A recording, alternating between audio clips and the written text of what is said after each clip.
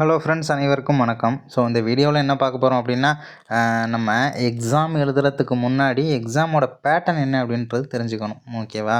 இப்போது government exam, அதாவது government வேலை வாங்குறதுக்கு முன்னாடி கவர்மெண்ட் எக்ஸாம் மேலே ஆசை இருந்திருக்கணும். ஓகேவா? ஆசை இருந்திருந்தால் தான் நம்மளால் வேலையை வாங்கியிருக்க முடியும். ஒரு பொருள் மேலே ஆசைப்பட்டால் மட்டும்தான் என்ன பண்ணுவோம், அதுக்காக நம்ம முயற்சிகள் எடுப்போம். அதே மாதிரி தான் ஒரு வேலை அப்படின்னாலும், ஸோ அது ப்ரைவேட் வேலையாக இருக்கட்டும், கவர்மெண்ட் வேலையாக இருக்கட்டும், ஒரு வேலை. ஏன்னா ப்ரைவேட் கம்பெனி எல்லாமே வந்து பார்த்தோம்னா கவர்மெண்ட்டை விட நிறைய கம்பெனிஸ்லாம் ப்ரைவேட்டில் ஏகப்பட்ட கம்பெனிஸ் இருக்காங்க. சூப்பராக வந்திருக்கும். ஸோ அந்த மாதிரி ஒரு கம்பெனிக்குள்ளே வேலைக்கு போகிறதா இருந்தாலும் சரி, கவர்மெண்ட்டுக்குள்ளே வரதா இருந்தாலும் சரி, ஏதோ ஒரு வேலை, நல்ல வேலை அப்படின்னா கண்டிப்பாக அது மேலே நம்ம ஒரு இன்ட்ரெஸ்ட்டாக இருந்திருப்போம். அதுக்காக என்ன பண்ணியிருப்போம், ஸ்டெப் எடுத்திருப்போம். அதற்கான முயற்சிகள் எல்லாத்தையுமே எடுத்து நம்ம ஒரு வேலைக்கு வந்திருப்போம் இல்லையா?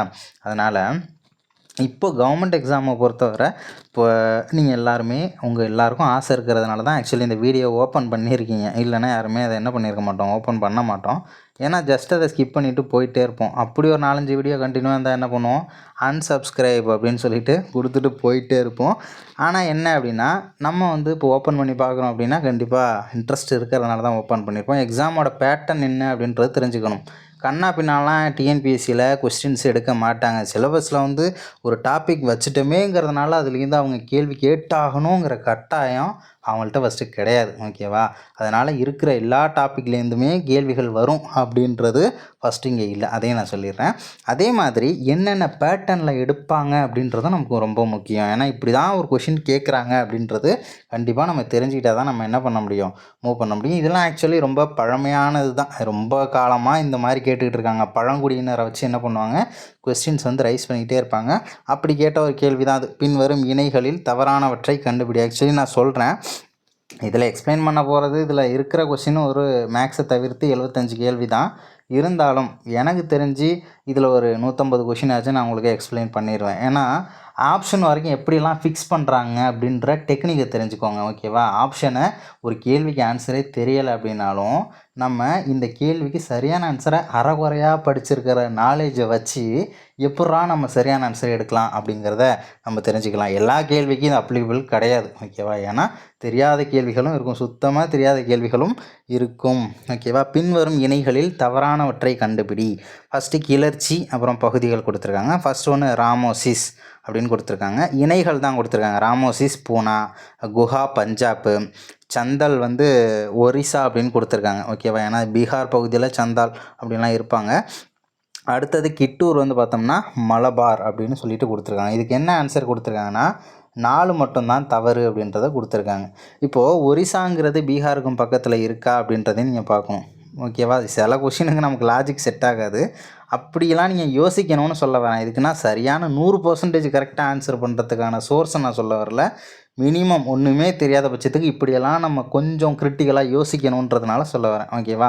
இப்போ ராமோசிஸ், குஹா, சந்தால், இதெல்லாம் வந்து சந்தால் நம்ம வந்து ஆல்ரெடி படிச்சிருப்போம், பீகார் அப்படின்னு சொல்லிட்டு படிச்சிருப்போம். இருந்தாலும் ஒரிசாவிலையும் இருக்கிறதா சில புத்தகங்களையும் இருக்கும். ஓகேவா? அதனால் அதை நம்ம ஓரளவு கெஸ் பண்ணலாம். பாக்கி உள்ளது தெரியலை அப்படின்னா என்ன பண்ணலாம், ஸ்கிப் பண்ணிட்டு தான் நம்ம வந்தாகணும். ஸோ அடுத்தது பாருங்களேன், ரூபாயின் பிரச்சனை என்ற ஆய்வு அறிக்கையை சமர்ப்பித்தார், டேஸ் சமர்ப்பித்தார் அப்படின்னு கொடுத்துருக்காங்க. இதுக்கு ஆன்சர் தெரியும், ரூபாயின் பிரச்சனைகளும் மற்றும் அதன் தீர்வும் அப்படின்ற ஒரு புத்தகம். அது ப்ராப்ளம் ஆஃப் தி ருப்பீஸ் அப்படின்றது அம்பேத்கர் அவர்களுடைய ஒரு புத்தகம். எந்த ஆண்டு எழுதப்பட்டது அப்படின்னா இது 1923ஆம் ஆண்டு எழுதப்பட்ட ஒரு புத்தகம். இந்த நூலை அடிப்படையாக வச்சு தான் ரிசர்வ் பேங்க் ஆஃப் இந்தியா, ஓகேவா, ஆர்பிஐ, இந்தியாவின் மைய வங்கி, ரிசர்வ் பேங்க் ஆஃப் இந்தியா உருவாகி இருக்கும். ஓகேவா? இந்த புத்தகத்தை அடிப்படையாக கொண்டு தான் 1934 உருவாகி இருக்கும். அதேமாதிரி 35 ஸ்டார்ட் பண்ணியிருப்பாங்க. எப்போது அப்படின்னா ஏப்ரல் 1. அதே மாதிரி ரிசர்வ் பேங்க் ஆஃப் இந்தியா எப்போது நாட்டுடைமையாக்கப்படுது அப்படின்னா 1949 ஜனவரி 1 நாட்டுடைமையாக்கப்படும். ஓகேவா? அடுத்த ஆப்ஷன் பாருங்களேன், மகா கோ ரானடே, மகா கோ ரானடே. ஓகேவா? மகாதேவ் கோவிந்த ரானடேங்கிறது தான் அந்த பேர். ஸோ ரானடேவை பற்றி சொல்லணும்னா, இப்போது காந்தியோட அரசியல் குரு அப்படின்னு பார்த்தோம்னா நம்ம யாரை சொல்லுவோம், கோபால கிருஷ்ண கோகலே. ஓகேவா? காந்தியோட அரசியல் குரு கோபால கிருஷ்ண கோகலே. கோபாலகிருஷ்ண கோகலேயோட அரசியல் குரு யார் அப்படின்னு பார்த்தோம்னா மகாதேவ் கோவிந்த ரானடே. இப்போ ஆப்ஷனுக்கு ஒரு கேள்வியை நம்ம கண்டுபிடிச்சிக்கிட்டு இருக்கோம். இது ஒரு நல்ல மெத்தடு, ஜஸ்ட்டு டைம் பாஸே ஆகலைன்னு வச்சுக்கோங்க, தெரிஞ்சுக்கலாம். ஸோ அடுத்தது ஜேசி குமரப்பா எந்த புத்தகத்தில் வருவார்? 11வது புத்தகத்தில் வருவார். ஓகேவா? எப்படி சொல்லுவாங்க? ஜோசப் செல்லதுரை குமரப்பா அப்படின்னு சொல்லியிருப்பாங்க. ஓகேவா? ஜேசி குமரப்பா இவரை தான் வந்து பச்சை காந்தி அப்படின்னு சொல்லுவாங்க. இவர் காந்திய வழியில் நிறைய சுற்றுச்சூழல் சார்ந்த அடித்தளமிட்டவர். உதாரணத்துக்கு சொல்லணும்னா 1835 1835 காந்திய பொருளாதாரம், அதுக்காக என்ன பண்ணியிருப்பார், ஒரு அமைப்பு கூட உருவாக்கியிருப்பார், காந்தி கிராமிய அமைப்பு அப்படின்னு சொல்லிட்டு. இவரை வந்து பச்சை காந்தி அப்படின்னு சொல்லி அழைத்தவர் யார் அப்படின்னா ராமச்சந்திர குஹா அவர்களால் ஜேசி குமரப்பா எவ்வாறு அழைக்கப்பட்டார் அப்படின்னா பச்சை காந்தி என அழைக்கப்பட்டார்.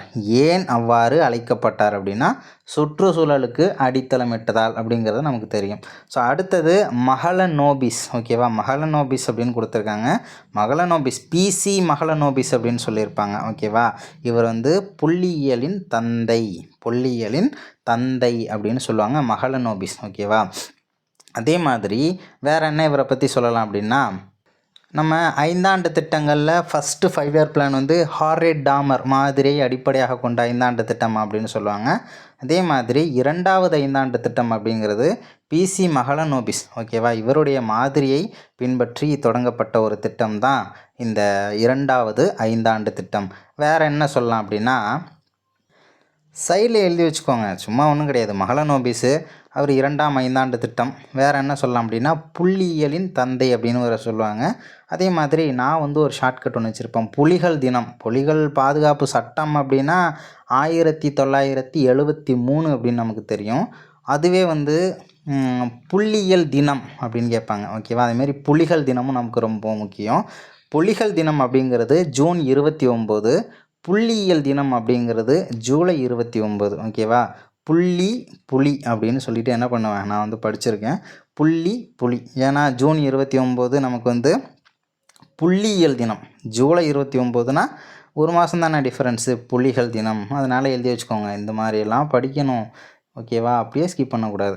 அடுத்தது என்னென்னா நியூ லேம்ப்ஸ் ஃபார் வோல்ட் என்னும் தலைப்பில் கட்டுரை தொடரினை எழுதியவர் யார் அப்படின்னு கொடுத்துருக்காங்க. நியூ லேம்ப்ஸ் ஃபார் வோல்ட் அப்படிங்கிற ஒரு புத்தகம். ஸோ ஆன்சர் வந்து பார்த்தோம்னா சுரேந்திரநாத் பானர்ஜி அப்படின்னு சொல்லுவாங்க. ஓகேவா? சுரேந்திரநாத் பானர்ஜி அப்படின்னு சொல்லியிருப்பாங்க. சுரேந்திரநாத் பானர்ஜி அப்படி இவரை பற்றி என்னென்னலாம் சொல்லலாம் அப்படின்னா இவரை தான் இந்தியாவின் பர்க் அப்படின்னு சொல்லுவாங்க, இந்தியாவின் பர்க் அப்படின்னு சொல்லுவாங்க. அதாவது இந்தியாவோட உந்து சக்தி அப்படின்னு சொல்லி சுரேந்திரநாத் பானர்ஜி தான் சொல்லியிருப்பாங்க. அதே மாதிரி இவருடைய ஒரு ஃபேமஸான நூல் ஒன்று இருக்குது. ஸோ அது என்னென்னு தெரிஞ்சுது அப்படின்னா கமெண்ட்டில் சொல்லுங்கள், எனக்கு கொஞ்சம் மறந்துருச்சு. ஸோ அடுத்தது அரவிந்த கோஷ் கொடுத்துருக்காங்க. தாதாபாய் நவ்ரோஜி இந்தியாவின் முதுபெரும் மனிதர் அப்படின்னு சொல்லியிருப்பாங்க. ஓகேவா? அதே மாதிரி இந்திய சங்கம், கிழக்கிந்திய கழகம் போன்ற அமைப்பினை தொடங்கியவர் யார் அப்படின்னா தாதாபாய் நவ்ரோஜி.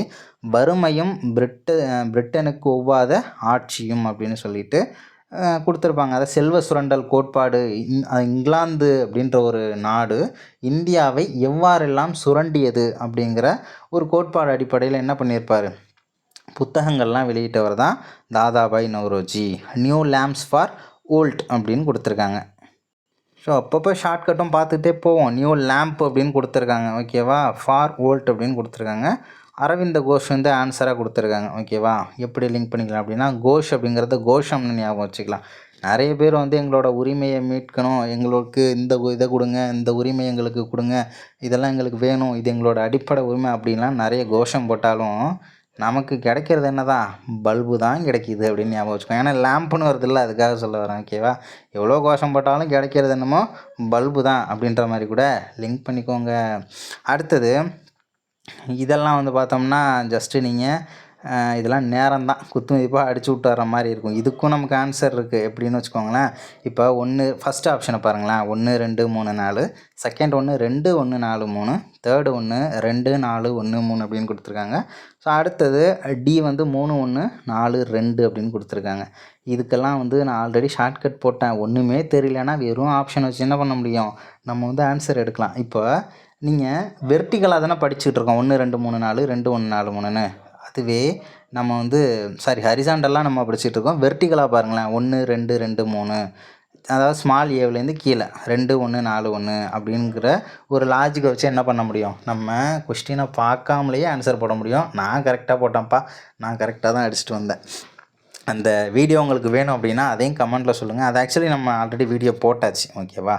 அடுத்தது என்ன கொடுத்துருக்காங்க அப்படின்னா, ஓகே, இந்தியாவில் பாரம்பரிய சிறு தொழில்கள் அதிக வேலைவாய்ப்பை நவீன சிறு தொழில்களை விட வழங்குகின்றன அப்படின்றத சொல்லியிருக்காங்க. காரணம், பாரம்பரிய சிறு தொழில்களில் தொழிலாளருக்கு தேவைப்படும் மூலதன மதிப்பு குறைவாகவும், நவீன சிறு தொழில்களில் தொழிலாளருக்கு தேவைப்படும் மூலதன மதிப்பு அதிகமாகவும் உள்ளது அப்படின்றத கொடுத்துருக்காங்க. ஃபஸ்ட்டு நீங்கள் கூற்று காரணம் அப்படிங்கிற கேள்வியை ஃபஸ்ட்டு படிக்கணும். ஒரு 2 டைம் ஆச்சும் படிக்கணும். கூற்று காரணம் டிஎன்பிஎஸ்சியில் வந்து ரொம்ப லாஜிக்கெல்லாம் வைக்க மாட்டாங்க. ஏதோ ஒரு கதையை பிரித்து 2ஆக வச்சுருப்பாங்க. ஒன்று கூற்று, இன்னொன்று காரணம் தான் வைப்பாங்க. ஓகேவா? அதிகபட்சம் கூற்று காரணத்துக்கான ஆன்சர் என்னவாக இருக்கும்? கூற்று சரி, காரணம் சரி, காரணம் கூற்றை சரியாக விளக்குகிறது அப்படின்றது தான் அதிகபட்ச கேள்விகளுக்கு ஆன்சராக கொடுப்பாங்க.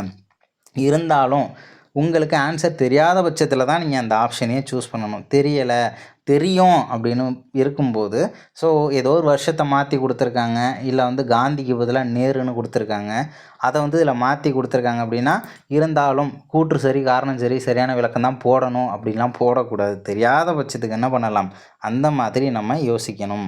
ஸோ அடுத்தது என்ன கொடுத்துருக்காங்கன்னா, பின் வருவனவற்றுள் எது சரியானதுன்னு கொடுத்துருக்காங்க. சமத்துவமான முன்னேற்றம் 11வது ஐந்தாண்டு திட்டத்தின் நோக்கமாகும் அப்படின்னு சொல்லியிருக்காங்க.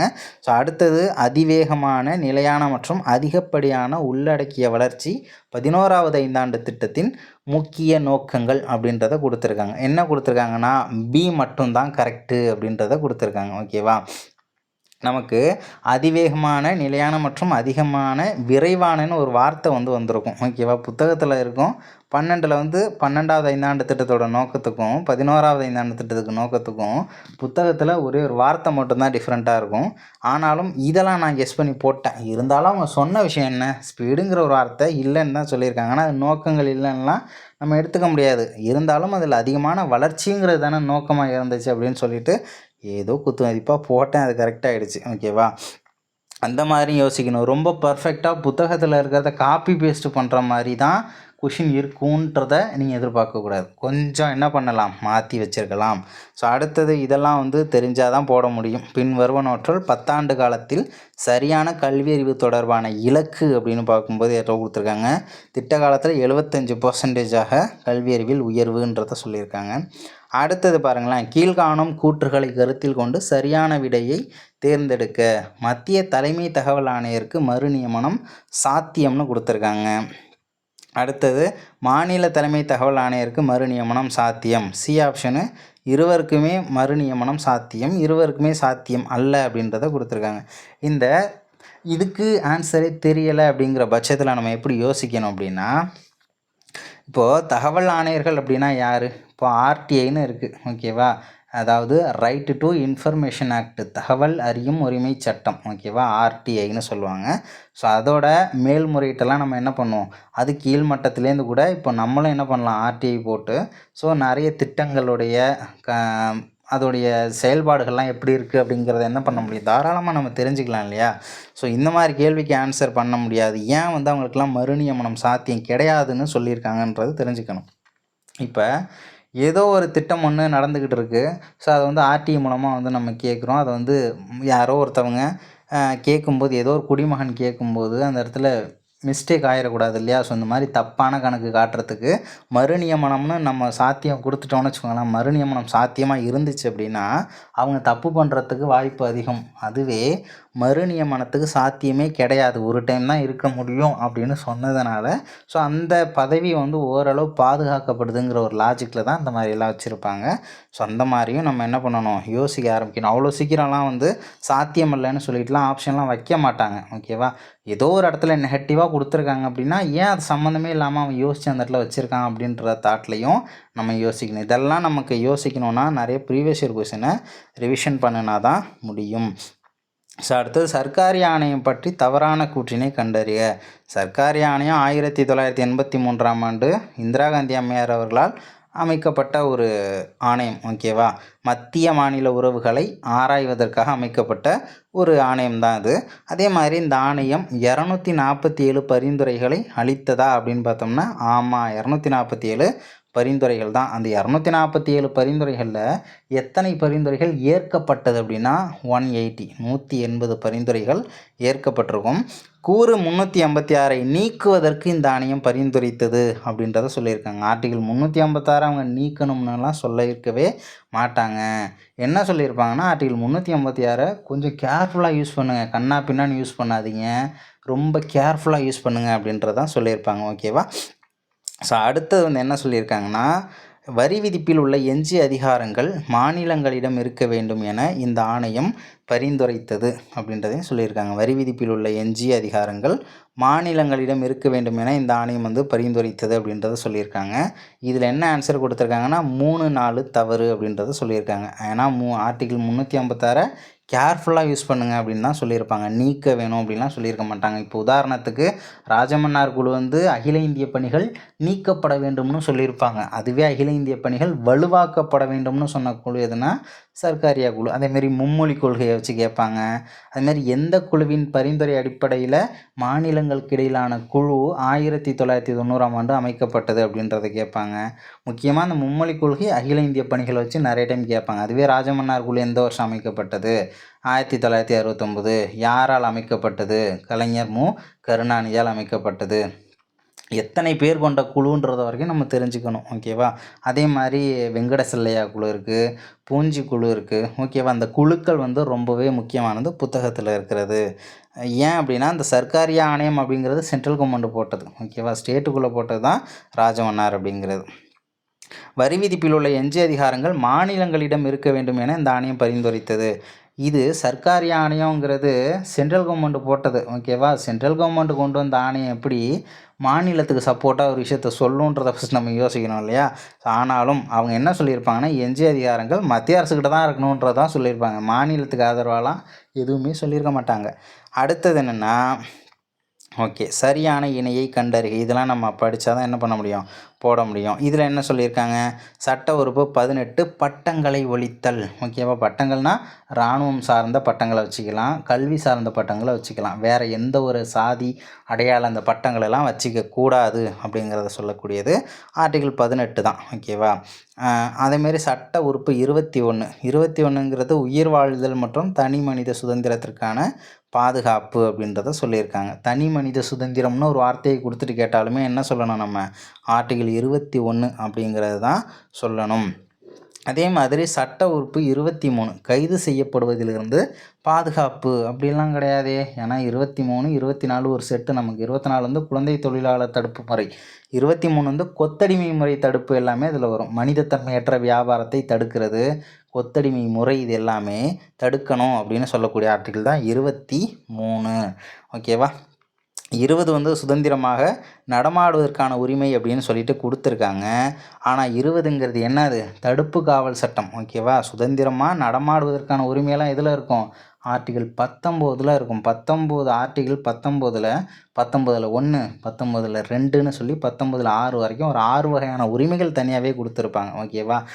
அதாவது ஃபஸ்ட்டு வந்து ஸ்பீச் அண்ட் எக்ஸ்பிரஷன். அடுத்தது வந்து பார்த்தோம்னா அசம்பிளி கூட்டம் கூடலாம், எங்கே வேணாலும் வசிக்கலாம் அப்படின்ற உரிமையெல்லாம் ஆர்டிகிள் 19ல் தான் நமக்கு வரும். அப்போது ஆன்சர் பார்த்துக்கோங்க.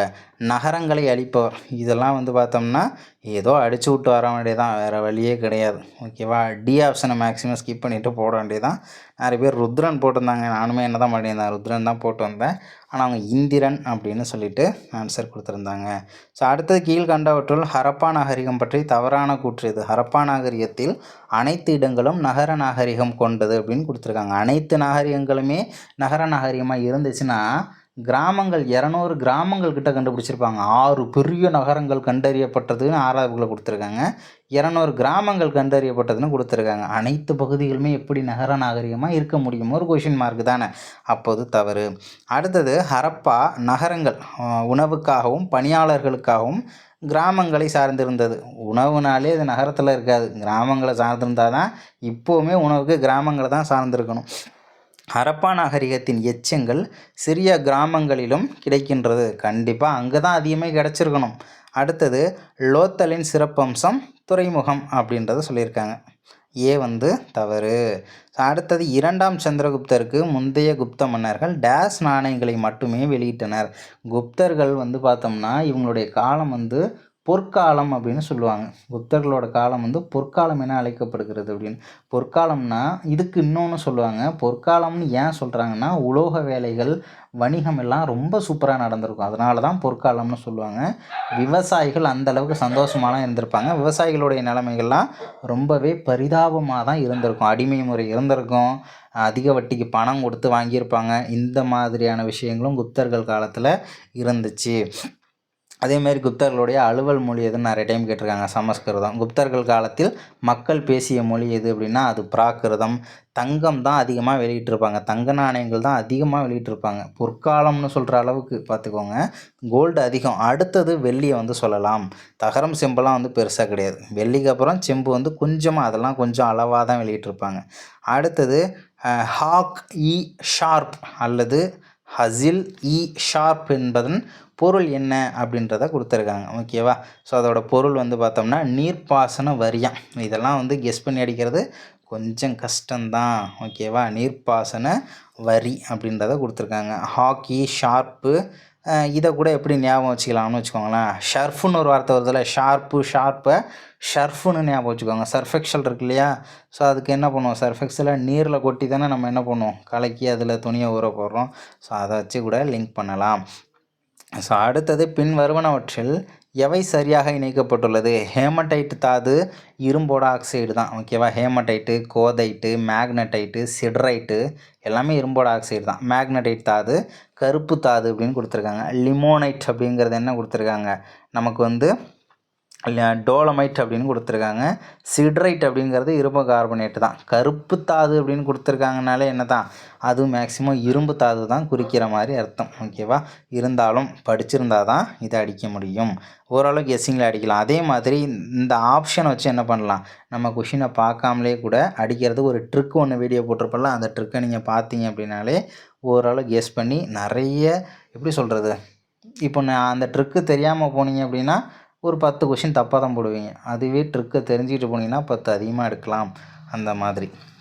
ஓகேவா? அடுத்தது என்ன கொடுத்துருக்காங்க, அண்மையில் துபாயில் மேக விதைப்பு தொழில்நுட்பம் செயற்கை மழையை பெற பயன்படுத்தப்பட்டது. பின்வருவனவற்றுள் எவை பொதுவாக விதைப்பு முகவர்களாக உபயோகப்படுத்தப்படுகின்றன அப்படின்றத கொடுத்துருக்காங்க. வெள்ளி அயோடைடு, சில்வர் அயோடைடு அப்படின்னு சொல்லுவாங்க. சில்வர் அயோடைடு அப்படின்னு சொல்லுவாங்க.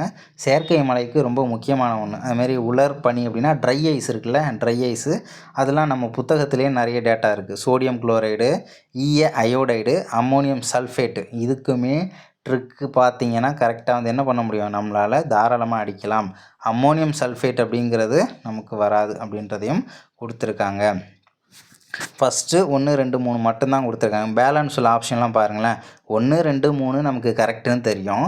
அப்போ 3 ஏன் நம்ம போனோம், 1, 2 கரெக்டுன்னு தெரியும். ஓகேவா? ஏதோ கொஞ்சம் கெஸ் பண்ணிட்டாலே போதும். அடுத்தது என்ன கொடுத்துருக்காங்க, செகண்ட் 1ல் 1ங்கிறது இல்லை, 3ஆவதுல 2 கிடையாது, 4ஆவதுலேயும் 2 கிடையாது. அப்போ ஈஸியாக பிசிடி 3த்தையும் என்ன பண்ண முடியும், காலி பண்ணலாம். வித்தியாசமாக யோசிக்கணும். எல்லாத்தையும் போட்டு கன்ஃபியூஸ் பண்ணிக்கிட்டு சார் ரொம்ப ப்ராப்பராக பக்காவாக தான் ஆன்சர் பண்ணணும்லாம் சொல்லி நம்ம திருன்னு முடிச்சுட்டு நிற்கக்கூடாது. ஓகேவா? ஸ்மார்ட் ஒர்க் பண்ணிட்டு போயிடணும். ஏதோ 1, 2 ஆச்சும் தெரிஞ்சதை வச்சு என்ன பண்ணணும், எனக்கு இந்த 5 ஆப்ஷனில் ஒன்றே ஒன்று தான் தெரியும், அப்போ 1 எல்லாத்துலேயும் இருக்கான்னு செக் பண்ணணும். அதுவே 2வது ஆப்ஷன் தெரிஞ்சதுன்னா 2 எல்லாத்துலேயுமே இருக்கான்றதை செக் பண்ணணும். அப்படி தான் ஆன்சரை கொண்டுட்டு வரணும். தமிழ்நாடு தினம் ஜூலை 18 அப்படின்றத சொல்லியிருக்காங்க. அடுத்தது என்ன, ஓகே இதெல்லாம் கரண்ட் அஃபேர் ரிலேட்டடாக வந்திருக்கு. ஸோ இந்த மாதிரி வீடியோஸ் வந்து உங்களுக்கு அப்டேட் பண்ணுறது ரொம்ப யூஸ்ஃபுல்லாக இருந்துச்சு அப்படின்னா, ஸோ யூஸ்ஃபுல்லாக இருக்குது அப்படின்றத கமெண்ட்டில் சொல்லுங்கள். கண்டிப்பாக இதை ப்ரீவியஸ் இயர் கொஷின் தனி ஒரு டாப்பிக்காகவே கொண்டுட்டு போகலாம். நிறைய ஐடியாஸ் வந்து தெரிஞ்சுக்கலாம் இல்லையா? ஸோ அதனால் வந்து பார்க்கலாம். இருந்தாலும் உங்களுடைய தாட் என்னன்றதையும் கமெண்ட்டில் சொல்லுங்கள். தேங்க்யூ.